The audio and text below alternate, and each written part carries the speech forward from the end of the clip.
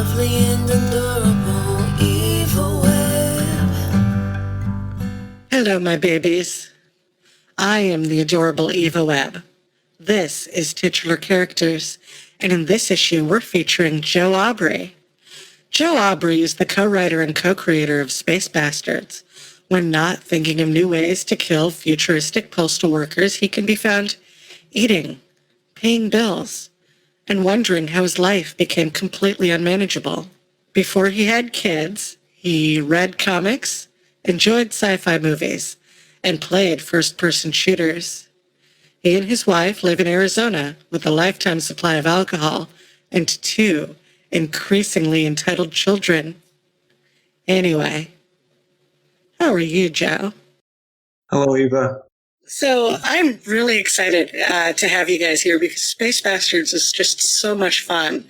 And I was wondering if you could tell people what it's about. Well, it is set in the future, in the not too distant future, and mankind has colonized the galaxy, and but the economy is in bad shape, and infrastructure is unreliable, and basic goods and services are unreliable. So if you're, if you've lost your job and you've got no other options, you join the Intergalactic Postal Service, which offers the best paying but deadliest jobs in the universe. And it is sort of a cutthroat, kill or be killed version of Uber or Postmates, where delivery couriers, postal carriers, are permitted to maim or incapacitate or kill each other and steal one another's packages.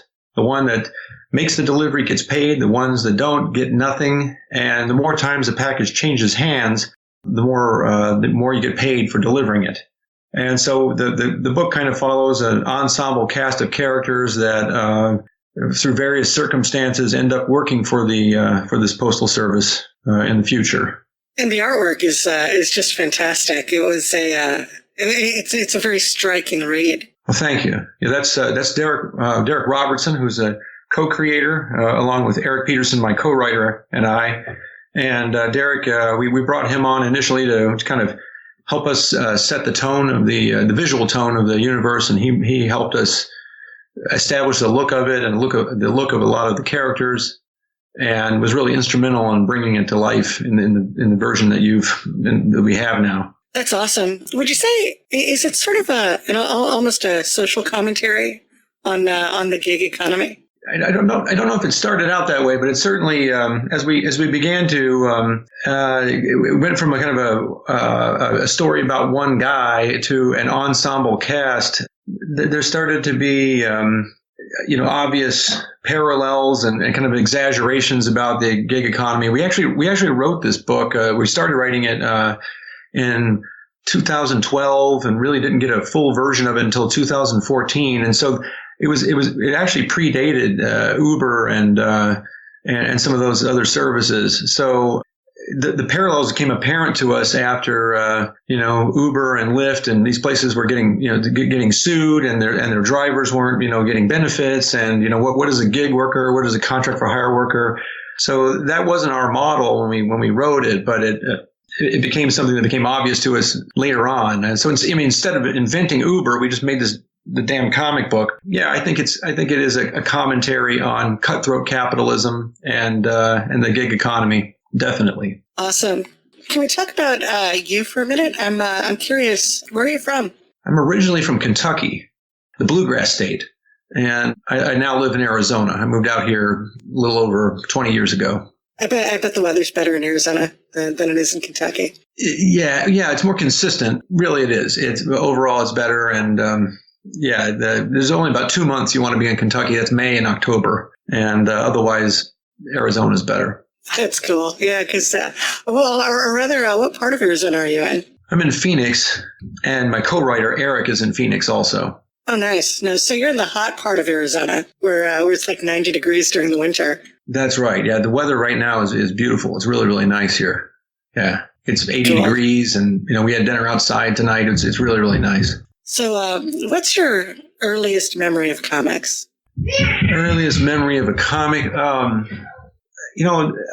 I had back in the day, and I think maybe even before Star Wars came out, there were these giant-sized Marvel movie adaptions of Star Wars, and there were two of them, kind of the first half of the movie and the second half of the movie. And for some reason, I just had the second half of the movie. So like right when they encounter the princess, and I don't want to, ruin the movie for anybody, but right when they encounter the princess and they're trying to shoot their way out of the Death Star, like the book started there. And so I remember reading that Star Wars comic over and over again. And it was really big and it was huge. And I was very young and it was hard for me to damage that book, whereas other comics I would kind of wad up and destroy.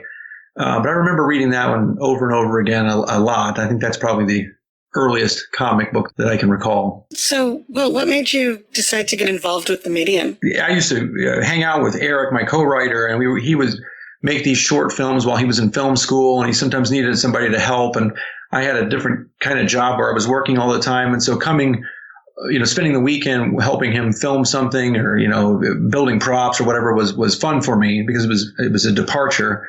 It was just fun to hang out with people and do something creative. When we started talking about this idea that he'd had about David Proton and the Intergalactic Postal Service, we envisioned it originally as maybe we could do some short films, and portray the story that way. And we kind of kicked around different ways that it could be a story.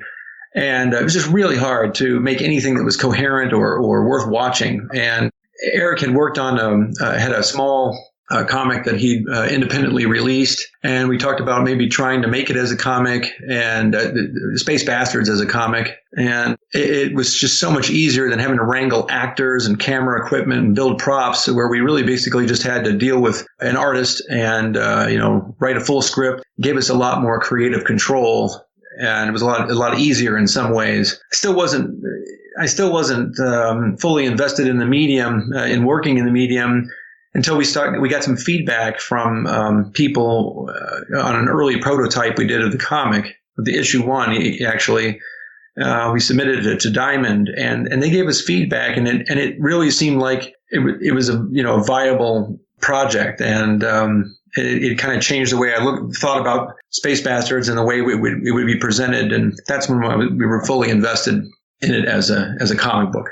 Space Bastards sort of has this cinematic flair to it, for lack of a better way of describing it. Well, that's good. I mean, I hope it does. I think it works better as a comic book than it would work as anything. But I think probably the cinematic flair, a lot of credit would go to Derek for that. He's our cinematographer and kind of our visual effects guy, and our character actor. I mean, he's the guy that really brings it all out visually. And so if that comes across, got to give him credit for that. A lot of the credit for that. But thank you. What was the spark of inspiration there? This was an idea Eric had when he was really young. He had an idea of this guy, a loner kind of guy. He grew up with Star Wars also, and I think what he wanted to see was a whole galaxy full of Han Solos. No Luke Skywalkers, no good and evil, just a bunch of selfish guys or potentially selfish guys or anti-heroes. And he'd made this, Indiana Jones, Han Solo-ish guy whose job was just to deliver mail out in the galaxy. Space was a hostile place, and he was always running or getting chased or in danger. So that's where that idea started. And we thought about maybe giving him a different job or something, because we wanted something to move from one place to another, and for there to be an easy way to create conflict and competition between the characters. And at one point while we were discussing it, the rules of the Postal Service, where you can injure another guy and take the package away, and that's permitted, and if you deliver it, you get paid, and that death race model struck us. It was just perfect, and we didn't need to change it to anything. And I think the Postal Service gets has a kind of a weird reputation anyway. They have a lot of guys from the military working for them, a lot of guys who've been in the service, a lot of veterans. And there's something kind of rugged about it, and there's a long history with it, and so I think it just works in a sci-fi book. Was there a lot of thought put into digital versus paper when you were creating it? Initially there was. But we're unknown writers, and I think it's kind of like having a band. You can always say, well, I've got a band, and I'm in my garage and I've got a band, and you can always impress people by saying you have a band, and unless you play out, and someone pays to see you, you may have a band, but you're not really, you don't really have a band. But the comic with two guys who are unknown writers, although it's cheaper and easier to produce, in some ways, digitally, and certainly to release it digitally, it was really important for us to make a tangible product that people could hold and look at, and that resembled other comics and that had weight and texture. And I think the bigger the version of the comic that we've made, and the more substantial, like when we created these hardcover editions that we sell on Indiegogo now, when we created these hardcover editions, they're 14 by 9 inches. They're these huge, legal sized books. But when we made that and we produced those, we could hand those to someone, and it really legitimized the whole project, and it proved to people that we could execute, and that we could produce something that someone could make, that a company would a comic book company would release. Whereas with digital, nothing wrong with digital, and that's the way you get your ideas out in front of people, and that's and I read or have read a lot of comics digitally. But I think for us to introduce a brand new property and to really get it in the hands of people, higher level collaborators or distributors or critics, we needed a tangible product. That makes a ton of sense. And the cool thing about Space Bastards, I thought, was that these are really nice, thick, well-produced comics. There's a lot of content there. Like when you read the Volume 1 and Volume 2, they're just really substantial. Thank you. Yeah. We and you're referring to our collected editions that we sell ourselves. So Humanoids puts out a version that's like any other comic. It's still a bit longer than most comics. So we wanted each issue to be like a full meal. We really wanted it to have a complete thought, a complete story to it. Even though it leads into another story, we wanted it. Most of them run 24 to 30 to 44 pages each chapter.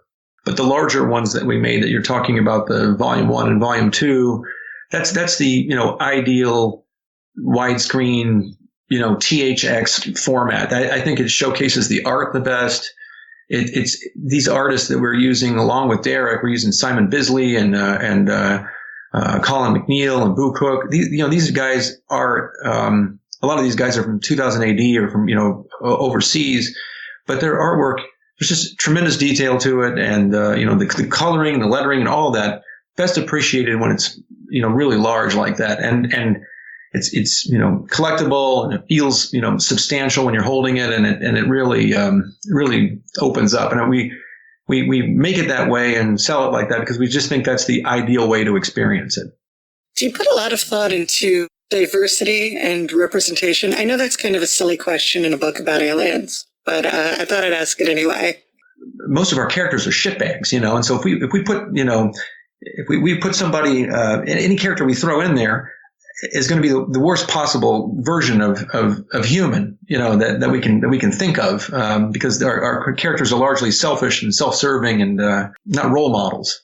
I don't think I've ever heard anybody describe their characters as shitbags before. That's awesome. I love you, Joe.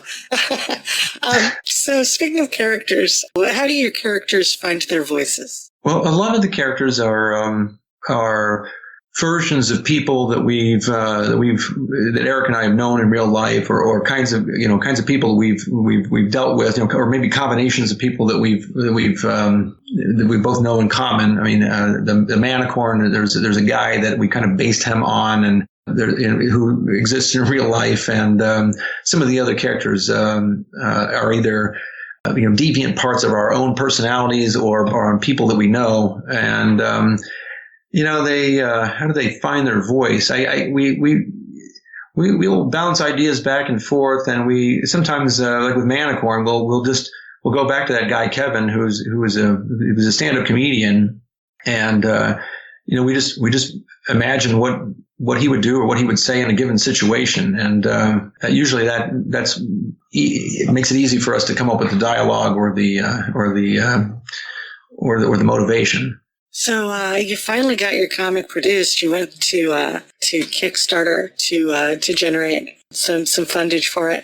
What was the first thing that went to your head that went through your head when you clicked on that publish button? You mean originally, like with the first Kickstarter?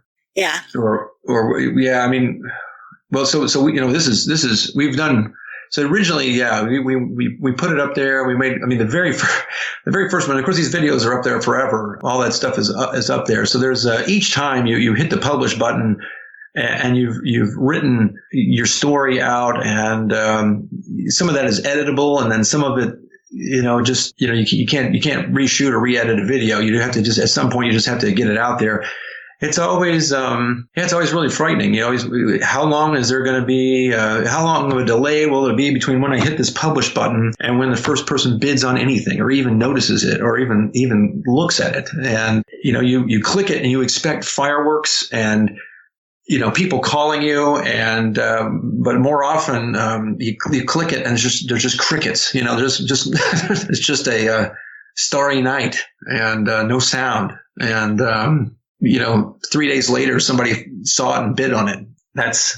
It's frightening. Oh, so this was your first comic. This is the first book you've ever put out. Were there any unexpected challenges that you ran into with it? Just getting it from concept to publication? Yeah, it is. Yeah, it's like the American Ninja Warrior is what putting a comic book out. I mean, it's you figure it out. You do the hoops, and then you got to climb up the salmon ladder, and then you got to walk on the balance beam. I mean, every single thing is a setback. It's just all of it. It just, when you think you've figured out whatever solution you need for one step, you're in a new, fresh hell dilemma. So we encountered everything from disappointments submitting it to publishers. We've encountered disappointments or difficulties, engaging with artists. We've encountered, our own writer's block and disagreements between us. We've encountered, people who become too busy, can't keep working on the book. People who,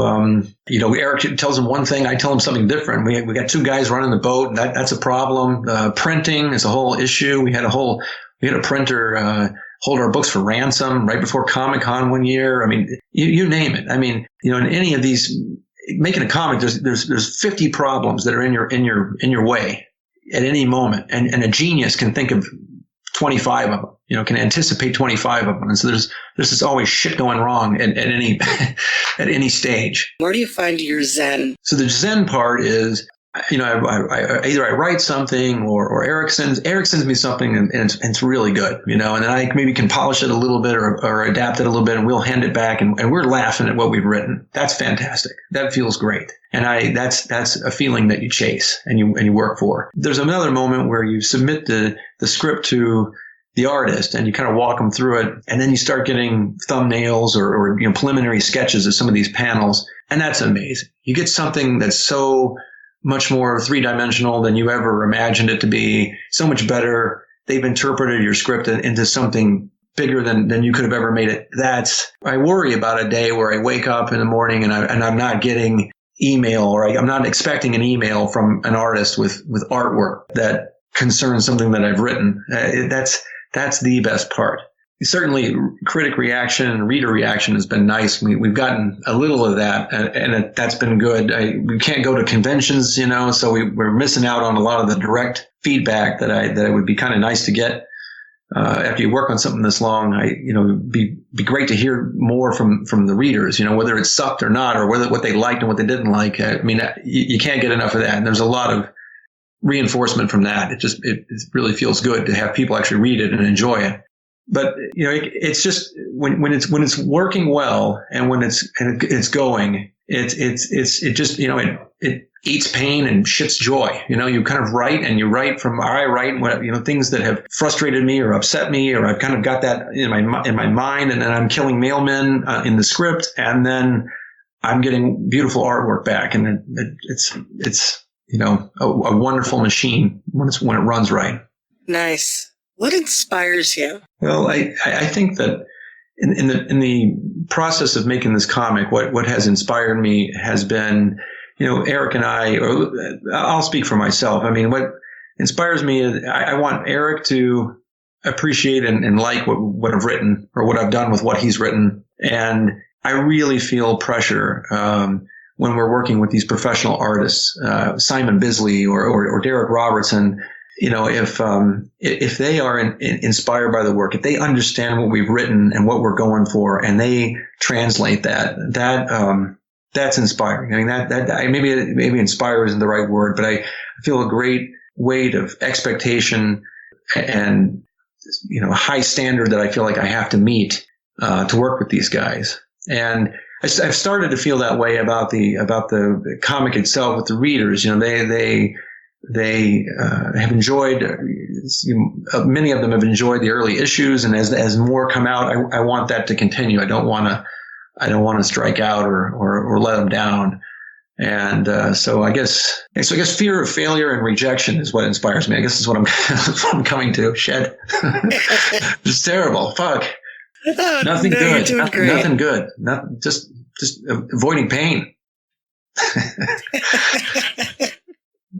Right on. So, how has fan reaction been? Have you heard a lot from your readers? Yeah, that's, you know, and we've had small, you know, limited releases, or, you know, we were at Comic-Con in 2019. We had you know 500 of these books that people could look at, and we might get a little bit of feedback. We've gotten some feedback from a couple of shows overseas.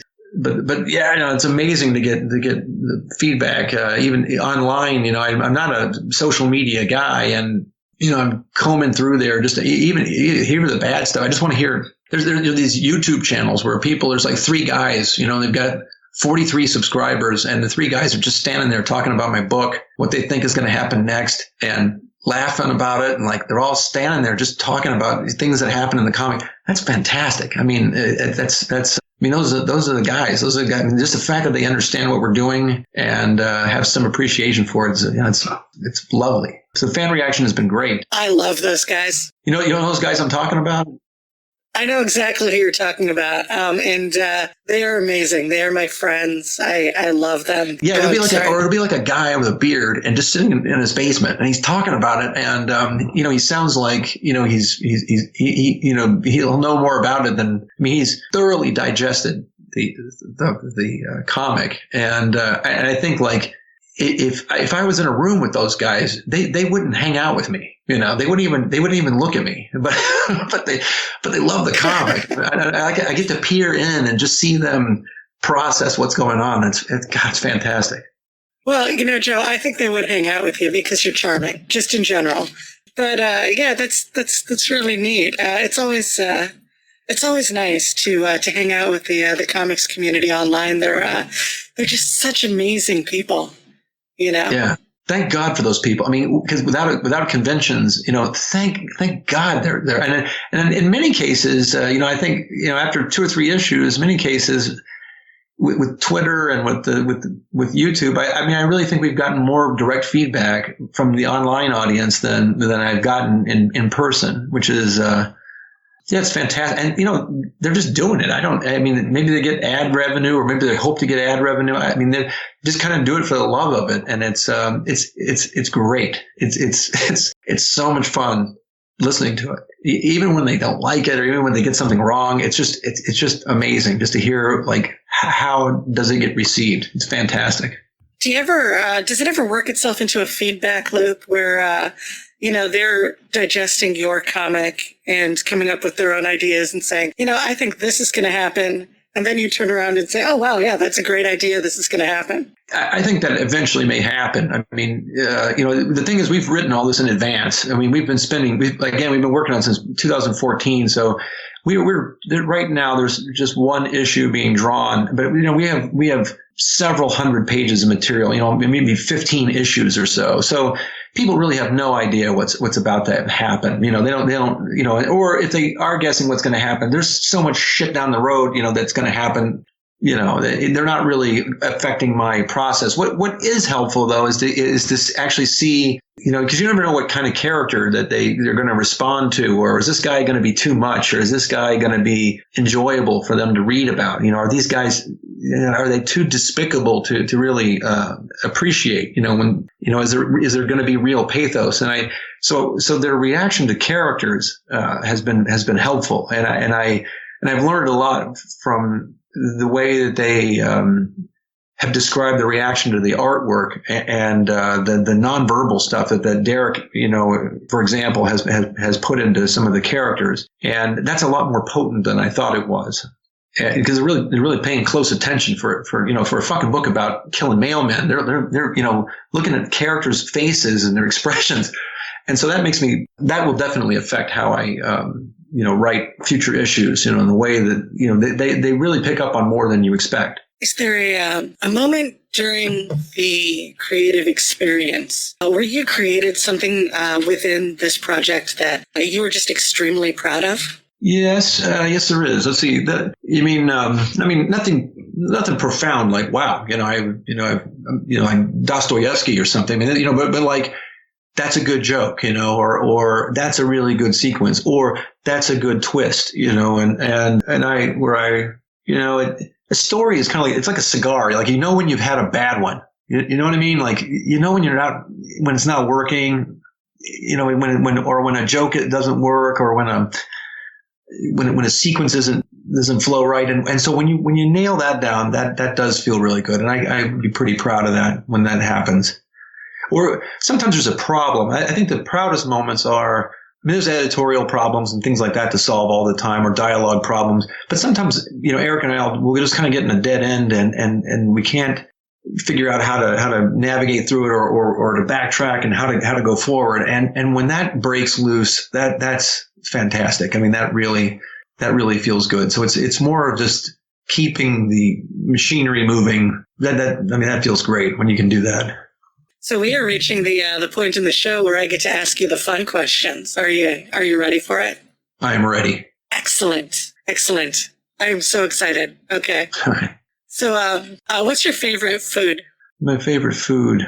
My wife is Persian, and so there's a dish called gorma sabzi, and it's kind of like Iranian mac and cheese almost. It's not made out of mac and cheese. It's greens and stewed meat, and that's my favorite food. I could eat that every single night. Gorma sabzi. It's delicious. That's amazing. I know exactly what you're talking about. There's a place here in town where I live where you can get it, and it's awesome. Fantastic, isn't it? It's good. Yeah. What's your favorite swear word? Favorite swear word? Now, you're a female interviewer. I mean, I think the depending on what, the swear words are in the toolbox. You use them for different purposes. Most multi-purpose one, I think, would be probably fuck. I mean, it's hard to beat. You can use it as in every part of sentence, every part of the sentence, and it's very versatile. It's severe. It can be, exasperation. You can use fuck in every possible way. I have to go with that.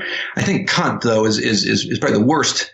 The most, if I need to get somebody away from me, you can say cunt and it's disgusting, and or not disgusting, but it doesn't over here. Now you say that, and you can say that to a policeman in the UK, and they don't even blink an eye. You can be like, which way is Parliament, you cunt? And they'll tell you, they'll smile and tell you. You do that here, and they'll beat the living shit out of you,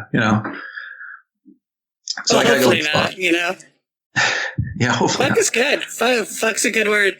I'm personally, just so you know, I'm a fan of cunt. I don't think it's a word we use enough in America. Yeah, I like it. How do you use it? Will you use it as just a straight up expletive, or when referring to a particular type of like a pronoun, you use it as a pronoun? Or how do you like to use it? You want to use it as an expletive. You want to, address somebody as a cunt, I think. Yeah. Or you want to say, you could use it as a descriptive. I have a friend who refers to herself as cunty.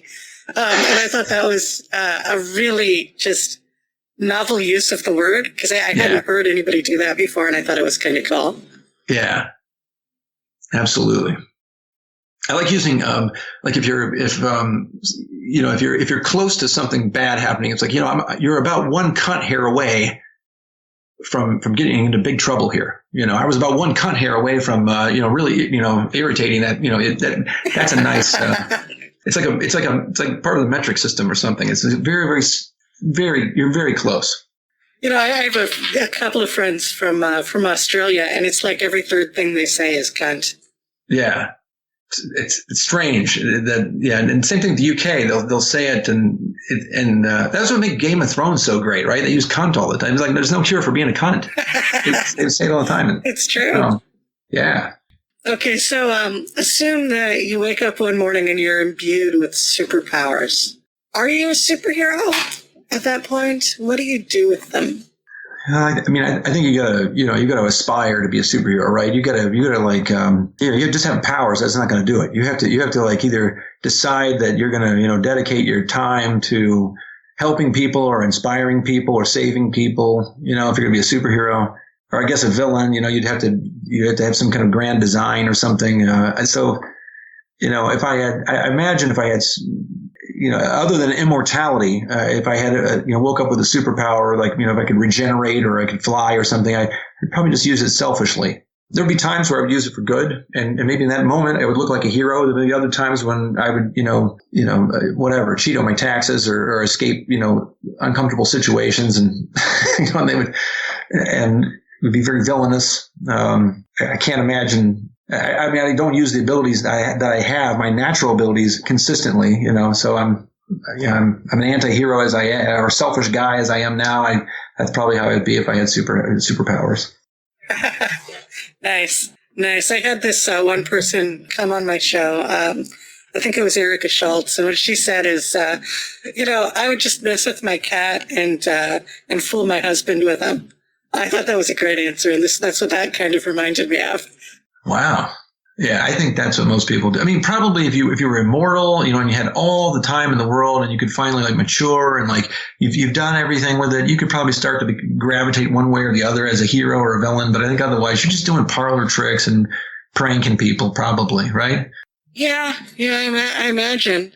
I don't know if real people, like everyday people, are necessarily exceptionally heroic or exceptionally villainous in one way or in one direction or another. Yeah, I agree. Okay, so 100 years from now, NASA takes your entire creative output, throws it in a space capsule, and launches it into deep space. Sometime later, some aliens find it, and they read it, they consume it, they use it in some way. What is their opinion of it? What do they think of your life's work? I think they think like this guy should have spent his more time with his family or something. They probably would just be like, why did he waste his time on this? I don't. And if he was going to write a sci-fi book, why didn't he learn more about physics? I think they would critique all the sci-fi shit in the book first, and then they would just wonder why the hell I did it. Probably. I'm not sure that there's anything. They get a little snapshot of one guy or a couple of guys. You know what they would say? They would be like, God damn, Derek was great even back then. Derek Roberts' art looked as good back then as his great grandson, who was also an astronaut, art looks now. So what's next for Joe Aubry? Well, you mean like immediately after this interview, or you mean like just like what is the big picture? Big picture. Big picture. What's the next thing? Just keep digging, man. I'm just going to keep digging. I'm just going to, hopefully we sell a few of these eventually when we hit a certain point, we'll write more books and keep making this comic. If we'll hang around for a while until we can do that. If we aren't able to do that, then I don't know. I guess I go back to just playing video games and I had to find a new way to neglect my family.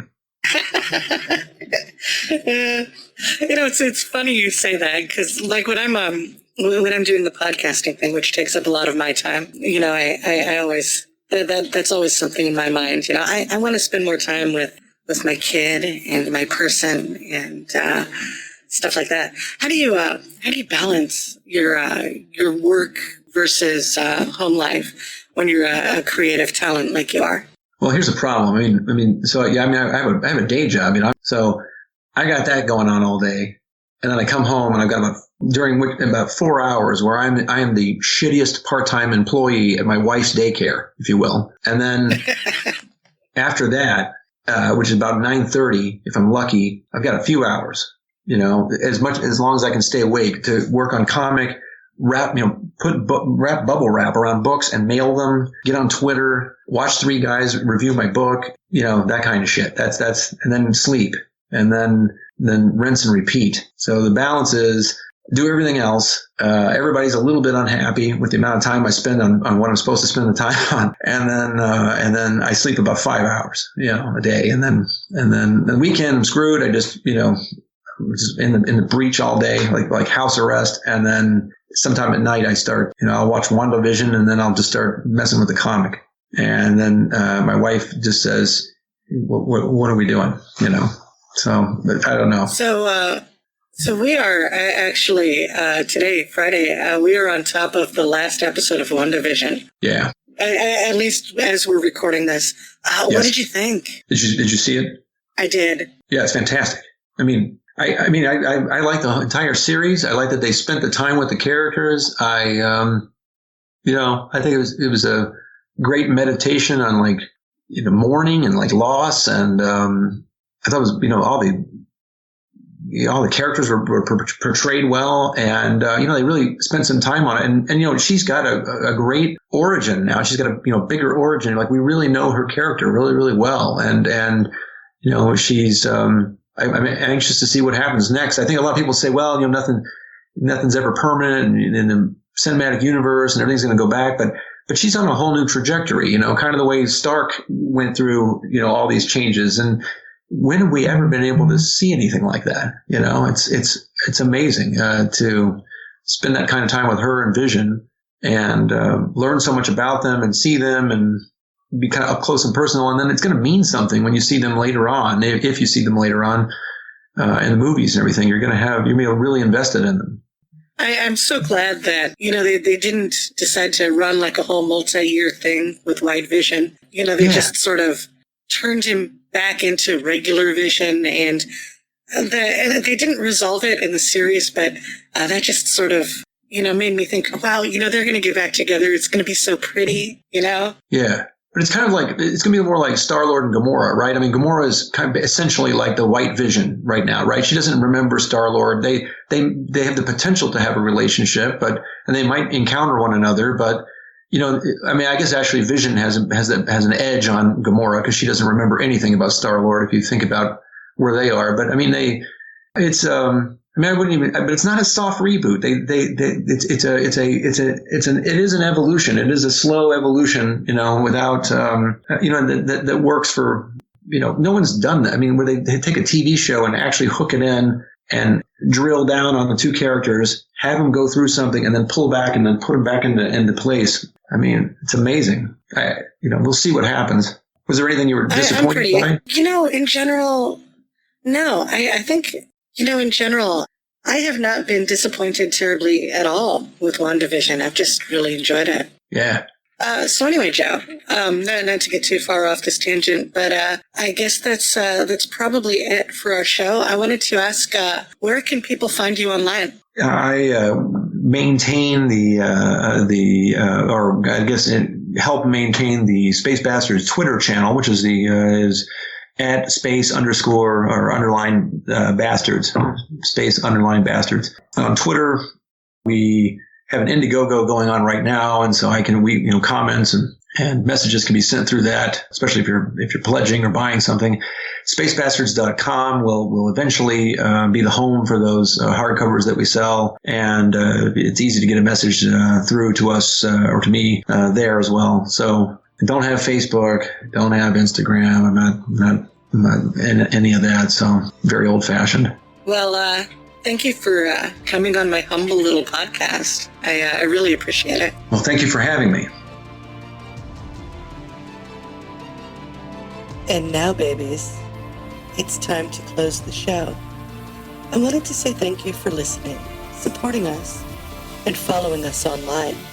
Our listeners are the best humans, and we love them. Thank you. We got a donation this week from Travis Waters, who said, "Truly enjoy the podcast. It's nice to hear from all the creative people of the world. It's awesome sauce." Travis, you are amazing and sweet, and I can't thank you enough for your contribution. Titular Characters is a show about the things we love and the people that make them. It's produced and hosted by the adorable Eva Webb. That's me. Illustrations and animation prerequisites by Alexiva. Oh, did I mention? We're looking for a new sound technician and mixer. DM me at Eva is Adorable on Twitter for details. Opening theme by Antonia Marquis. Closing theme by Mikey Flash of Speed Force Music.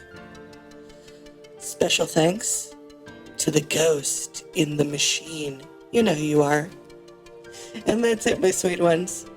Join us next time for another exciting adventure in cyberspace. Love yas.